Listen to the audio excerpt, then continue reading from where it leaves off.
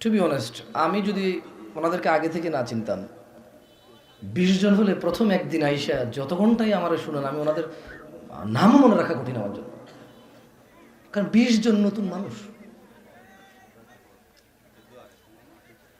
এই ছোট ভাই, তোমরা কথা বলিও না কেমন? ভাই একটু বলি চলে যাব। আমার অভ্যাসই হচ্ছে অল্প কথা বলার। অল্প কথা বলতে এত অল্প বলি না, মানে ওয়াজের জন্য তো আসলে 20, 30, 35 মিনিট অনেক কম। তো সেই হিসেবে আমি বেশি কথা বললেও 50 মিনিট বলি। আর এখানে তো কম বলার ইচ্ছা আছে, তোমরা কথা বলিও না। কি বলা যায় বলেন তো? জানা হারাম আমরা জানি, সুদ হারাম আমরা জানি, ইভেন আচ্ছা বলেন তো, সুদের গুনাহের সর্বনিম্ন স্তরের গুনাহটা কি দেখছেন? এটুকু পর্যন্ত আমরা জানি। তো কি বলবো এখানে এসে, যাক সামান্য কিছু নসিহত করি। ইরান, ইসরায়েল, আমেরিকা, সৌদি আরবের বাহিরে এবার একটু বাংলাদেশে আসি পাশাপাশি। ঠিক আছে, বিশ্বে এখন যা চলছে তা নিয়ে কথা বলতে হবে, সবাই তো বলছে। আমি না হয় ভিন্ন কিছু বললাম, আমি না হয় এমন কিছু বললাম যে জন্য আমি জিজ্ঞাসিত হওয়ার সম্ভাবনা আছে। আবু সাঈদ খুদরি রাদিয়াল্লাহু আনহু, আমি কিন্তু আপনাদের মাঝে মধ্যে একটু জিজ্ঞেস করবো, ঠিক কিনা বা ঠিক কিনা জিজ্ঞেস করবো না। আমি যে কথা বলতেছি, হাদিস বলতেছি, হাদিস কোন সাহাবী থেকে একটু জিজ্ঞেস করবো, আপনারা বলিয়েন। বললে বুঝবো যে আপনারা শুনতেছেন কথা। আর যদি আমি বুঝি যে আপনারা শুনতেছেন না, আমিও বেশি বলবো না। আমি ওরকম লোক না যে মাইক পেলে লোক সামলাতে পারি না, সারা রাত বসে বসে কথা বলি। আমি এরকম লোক না। আমি শুনলে কথা বলি, আদারওয়াইজ বলবো না।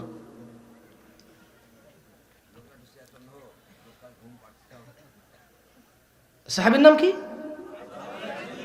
মাশাআল্লাহ আলাইকুম, বারাকাল্লাহু ফিকুম। আবু সাঈদ খুদরি রাদিয়াল্লাহু আনহু থেকে বর্ণিত, তিনি বলেন রাসূল সাল্লাল্লাহু আলাইহি ওয়াসাল্লাম বলেছে, তোমাদের মধ্যে কেউ কোনো, মানে যে কোনো, সিগারেট খাওয়া কি অন্যায়? কেন অন্যায়? কারণ হারাম। জুয়া খেলা কি? মেয়েদের দিকে তাকিয়ে থাকা? আমি দুঃখিত, আমি তোমার বলতে পারবো না যে বেপরদা নারী হাইটা যায় পুরা দুনিয়া শেষ করে ফেললো, আমি পারবো না। আমি বলবো যে তুমি তাকায় থাকো কেন? I will ask you because you are my brother. I will ask you, আমি তোমাকে বলবো কারণ তুমি আমার ভাই। আই ডোন্ট নো, আমি কোনো মহিলা চিনি না যারা উলঙ্গ হেঁটে বেড়ায়, আমি তাদেরকে চিনি না, তারা এখানে উপস্থিত নাই আমার সামনে। বিলিভ মি, আমি তাদের দেখি নাই কখনো, চিনি না। অপরিচিত অজানা একটা মানুষ জাহান্নামে গেল নাকি জান্নাতে গেল, কি যায় আসে আমার? তুমি আমার ভাই, চলো তোমাকে নিয়ে কথা বলি। তাহলে দুই বন্ধু একসাথে দাঁড়ায় আছে, এক বন্ধু যদি মেয়েদের দিকে তাকায় থাকে, এক বন্ধু যদি গান শোনে, এটা কি? গান শোনা কি? তো এইটা বলতেছে আবু সাঈদ খুদরি রাদিয়াল্লাহু আনহু, বলতেছে যে তোমাদের মধ্যে যখন কেউ কোনো অন্যায় দেখে বা দেখলো, তা সে প্রতিহত করবে হাত দিয়ে। তোমার টুংটাং বন্ধ করো ভাই, বন্ধ করো এটা। তখন সে তা কি দিয়ে প্রতিহত করবে? আজকের দিনে এই দায়িত্ব কি তোমার আমার নাকি সরকারের? না, একটা পর্যায় পর্যন্ত পরিবার, সমাজ, গ্রাম যেখানে যেখানে চলবে। আবার ঢাকা শহরে যাইয়া তুমি কাউরে কিছু বললে উল্টা গণধোলায় খেয়ে যাবে, মহিলা বলবে যে আমার ওন্না ধরে টান দিছে, একদম গণধোলায় খেয়ে যাবা। সো বুঝে শুনে কেমন? যদি হাত দিয়ে থামানো সম্ভব না হয়, তাইলে মুখ দিয়ে নিষেধ করবে। কি দিয়ে নিষেধ করবে? মুখ দিয়ে নিষেধ করবে। ফাইল্লাম ইয়াস্তাতি', যদি মুখ দিয়েও না পারে, ফাবিলিসানি, যদি মুখ দিয়েও না পারে তাহলে কি করবে সে? ঘৃণা করে উল্টা ফিরবে। ওয়াযালিকা আযআফুল ঈমান, তাহলে এই থামো, হাত দিয়ে ধরে ফেললাম, সম্ভব না, ক্ষমতা নাই, এইটা আমার পক্ষে হয়ে উঠছে না। তাহলে বলা এটা ঠিক হচ্ছে না, আপনি অন্যায় করতেছেন, আমরা থাকতে এটা হবে না, এই ভাই কিছু বলো না কেন ওনাকে, উনি যে অন্যায় করতেছে হচ্ছে না। তাহলে কি ঘৃণা করে উল্টা ফিরবে? এই ঘৃণা করে উল্টা ফেরাটাও ঈমান। কিন্তু ক্ষমতা নেই তারপরও বাড়তি কথা বলে নিজে বিপদে পড়ে আর 10 জনকে বিপদে ফেলানো কিন্তু গুনাহ।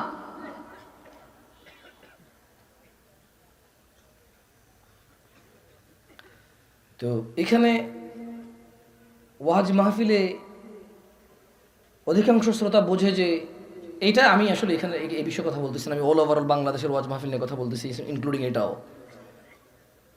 শ্রোতা পছন্দ মতো লোকজন আছে, কাউকে দেখার ইচ্ছা, কাউকে দেখার শখ, কাউকে তার পছন্দ, তার জীবনের কোনো কিছু একটা পাল্টে গেছে, মুখের কথা শুনে আর কারো কথা তার ভালো লাগে না।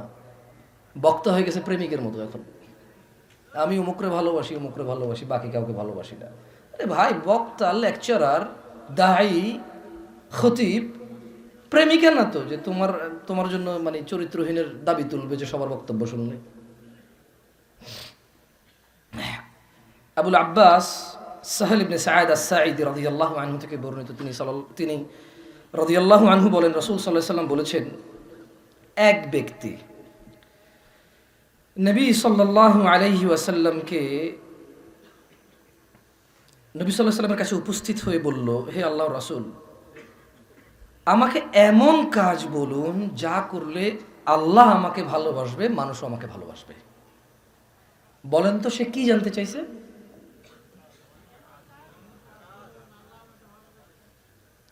একসাথে বলি। এক ব্যক্তি নবী সাল্লাল্লাহু আলাইহি ওয়াসাল্লামের কাছে এসে বলল, ইয়া রাসূলুল্লাহ, ইয়া হাবিবাল্লাহ, আমাকে এমন কাজ বলুন যা করলে আল্লাহ আমাকে ভালোবাসবে, মানুষ আমাকে ভালোবাসবে। সে কি জানতে চাইছে আল্লাহ নবীর কাছে? কোন কাজ? মানে ওই কাজটা সে কেন জানতে চাচ্ছে? কেন? আর কে ভালোবাসবে? হচ্ছে না। একসাথে বলেন যে সে কার ভালোবাসার জন্য? আর কার? মানুষের। তখন মুস্তাফা আলাইহিস সালাম তাকে বললেন, তুমি দুনিয়ার প্রতি অনুরাগী হবা না, তুমি দুনিয়ার প্রতি আসক্ত হবা না, তাইলে আল্লাহ তোমাকে ভালোবাসবে। কোন কাজ করলে আল্লাহ ভালোবাসবে? কোন কাজ না করলে? একসাথে বলবো, আদারওয়াইজ আমি 2-1টা হাদিস বলে চলে যাবো, শেখ আছে কথা বলবো, সমস্যা নাই। দেখেন, এখানে আপনি হয়তো এখানে গ্রাম থেকে চলে যাবেন, আমি কিন্তু হান্ড্রেডস অফ মাইলস পার করে আসছি এই জায়গায়, শুধু এই 20 মিনিট কথা বলার জন্য অপেক্ষা করতেছি। এখানে পৌঁছেছি মানে 8টার দিকে, 4 ঘন্টা অপেক্ষা করতেছি 20 মিনিট কথা বলার জন্য, আর ঘর থেকে বেরিয়েছি সেই দুপুর 2টায়। আগামীকাল কয়টায় পৌঁছাবো আল্লাহ ভালো জানে। সো আপনার কাছে এই টাইমটার দাম না থাকতে পারে, আমার কাছে অনেক দাম আছে। আপনি মানিয়েন না, কিন্তু এখন বলবেন। আপনি না বললে আমি বলবো না, আমি সোজা যাই ঘুমাই যাবো, রাত অনেক হয়েছে। কোন কাজ করলে আল্লাহ ভালোবাসবে?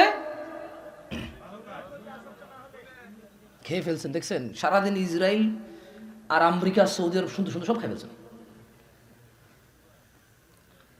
কোন কাজ করলে আল্লাহ ভালোবাসবে? দুনিয়ার প্রতি আসক্ত না হলে। আর মানুষের কাছে যা আছে তুমি যদি তার প্রতি আগ্রহী না হও, মানে মানুষের সম্পদ, মানুষের ইজ্জত, মানুষের একটা কিছু যেটা তোমার সমান সমান লাগবে, যদি এরকম মনে না করো, অমুকের আছে আমার নাই, ওরটা আমার হইতে হবে, ওর মতো হইতে হবে, ওর আছে আমার কেন নাই, যদি এরকম লোভ লালসা মুক্ত হও, আল্লাহ নবী সাল্লাল্লাহু আলাইহি ওয়াসাল্লাম বলল যে মানুষের কাছে যা আছে তুমি যদি তার থেকে তার প্রতি আগ্রহ না হও, তাহলে মানুষও তোমাকে ভালোবাসবে। তাহলে মানুষ ভালোবাসবে যদি মানুষের কাছে যা আছে তার প্রতি লোভ না করে, আর আল্লাহ ভালোবাসবে যদি দুনিয়ার প্রতি আসক্ত না হয়। বুঝে আসছে আল্লাহর ভালোবাসা কিভাবে পাওয়া যাবে? ফজরের নামাজ কয় রাকাত? তো বলে লাভ নাই তো এই বিষয় এখন। জোহর কয় রাকাত? 4 রাকাত। রোজা আধা মাস, কোয়ার্টার মাস নাকি 1 মাস? যাক মাশাআল্লাহ জানেন এগুলো, তাহলে এগুলো কিছু বলি কেমন, যেগুলো জানেন সেগুলো তো রেগুলার। আন-নওয়াস ইবনে সামআন রাদিয়াল্লাহু আনহু থেকে বর্ণিত, তিনি বলেন নবী সাল্লাল্লাহু আলাইহি সাল্লাম বলেছেন, বর্ণনা করেছেন, আচ্ছা নেকি কি? আমরা যে মানুষকে বলি ভালো কাজ করেন, নেকির কাজ করেন, সওয়াবের কাজ করেন, সওয়াব জান্নাতে যাবে, আখিরাতে টাকা পয়সা চলবে না, আখিরাতে ধন সম্পদ চলবে না, চলবে কি? নেকি। কি চলবে? নেকি। তো আল্লাহর নবী সাল্লাল্লাহু আলাইহি সাল্লাম তিনি বললেন উত্তম চরিত্র হচ্ছে নেকি। নেকি কি? একসাথে বলুন তো, নেকি কি? মানুষকে গালি দেওয়া উত্তম চরিত্র? হিংসা করা উত্তম চরিত্র? বাবা মায়ের সাথে বেয়াদবি করা উত্তম চরিত্র? কোরআন সুন্নাহর প্রতি উদাসীন হওয়া উত্তম চরিত্র? মানুষের স্ত্রী কন্যার দিকে তাকিয়ে থাকা উত্তম চরিত্র? বিড়ি সিগারেট মদ গাঁজা সিনেমা নাটক গান বাজনা হই হুল্লোড় এগুলো উত্তম চরিত্র? তাহলে নেকি কি? নেকি কি? উত্তম চরিত্র। আর গুনাহ কি? যা তোমার মনকে সংশয়ের মধ্যে ফেলে এবং যেটা তুমি চাও মানুষ না জানুক আমার ব্যাপারে, যা তোমার মনকে সংশয়ের মধ্যে ফেলে, সন্দেহের মধ্যে ফেলে এবং তুমি চাও যে আমার এই কাজটা মানুষ না জানুক, সেটাই হচ্ছে গুনাহ।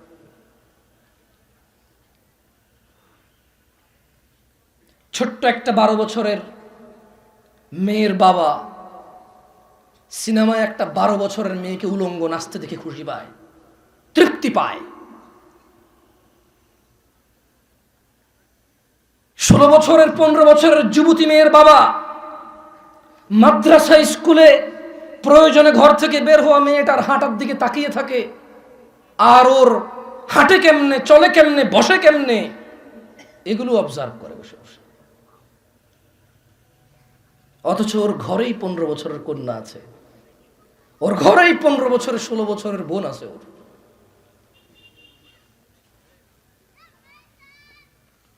তাহলে গুনাহ হচ্ছে তুমি যা মানুষ জানুক অপছন্দ করো তোমার ব্যাপারে এবং সংশয় যা তোমার মধ্যে আছে।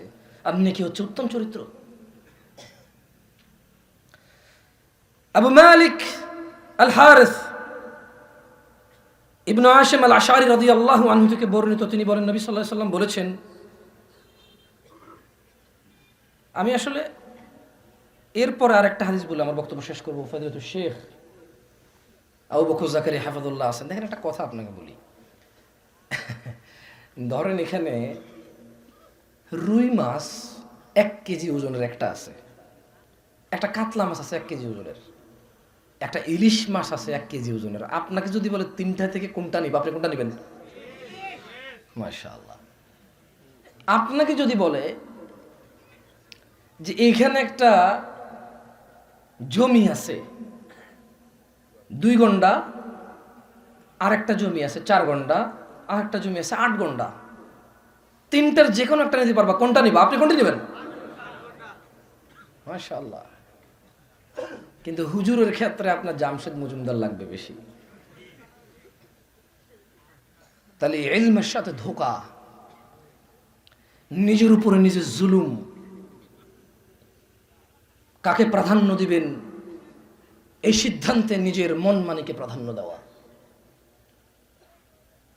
বক্তা প্রাধান্য পাওয়া উচিত নাকি আলেম প্রাধান্য পাওয়া উচিত? আমি বলছি না প্রাধান্য পায় না, এটা আমি বলছি না, কিন্তু আপনাদের কি মনে হয় না যে যে যত বেশি জ্ঞানী তার কথার মধ্যে তত বেশি আমার জন্য মঙ্গল এবং সফলতা আছে? মনে হয় না এরকম? কিন্তু আপনারা আলেমদের ক্ষেত্রে ইনসাফ করেন না, অসুবিধা নেই, নিজেরাই ঠকেন। আমি ওনাদের কথা শুনে বক্তা হয়ে গেছি, আপনি আমার কথা শুনে কি হয়েছেন?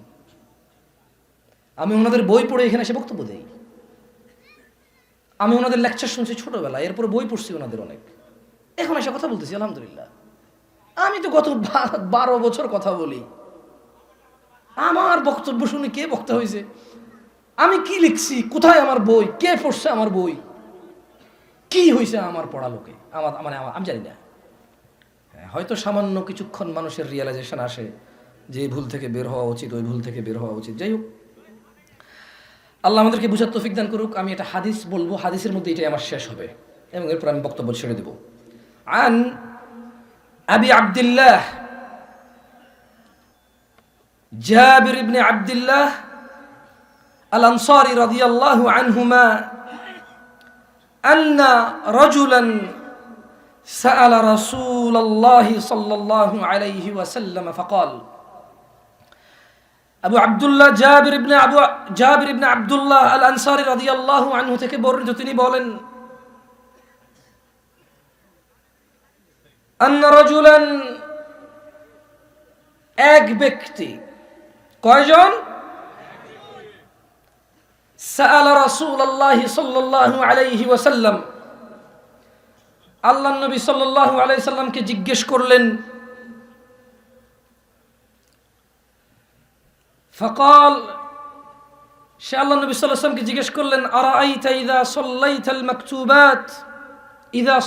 মাকতুবাত, যদি আমি, বলল ইয়া রাসূলুল্লাহ, আপনি কি মনে করেন আমি যদি দিনে 5 ওয়াক্তের শুধু ফরজ নামাজগুলা যদি ব্যাখ্যা দিয়ে বুঝাইতে চাই, ফজরের 2, আসরের 4, জোহরের 4, মাগরিবের 3 আর এশার 4, এই কত রাকাত হলো?